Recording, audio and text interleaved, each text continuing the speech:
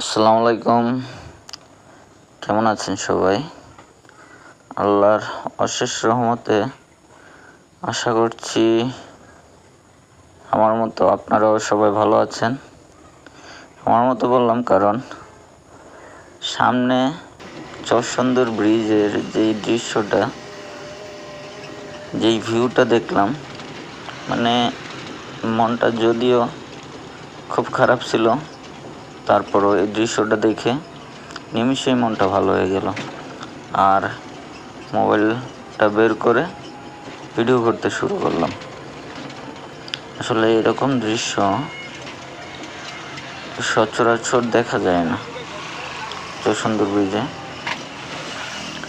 দেখুন, আকাশের প্রথম ভাগটা একদম হলদাটে হয়ে আছে, তারপরে খুব ঘন মেঘ জমে আছে, যেন এই বৃষ্টি হলো এরকম একটা অবস্থা।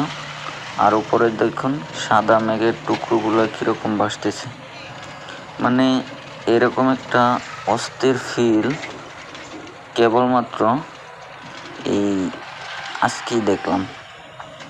আজকে এরকম ভিউ দেখলাম, তার আগে এরকম ভিউ দেখা হয় নাই চরসুন্দর ব্রিজে।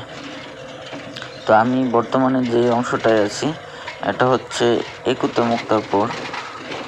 প্রথম ভাগটা ছিল আপনার চরসুন্দর, যেটা পলাশ থানা, নরসিংদী জেলা অন্তর্গত।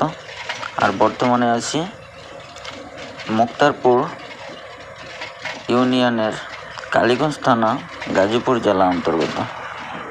এই জায়গাটা সামনে সূর্য ডুবতে এখনও অনেকটা সময় বাকি, তবুও মানে এরকম দৃশ্য আপনারা সমুদ্রের পাড় গেলেও দেখতে পাবেন না।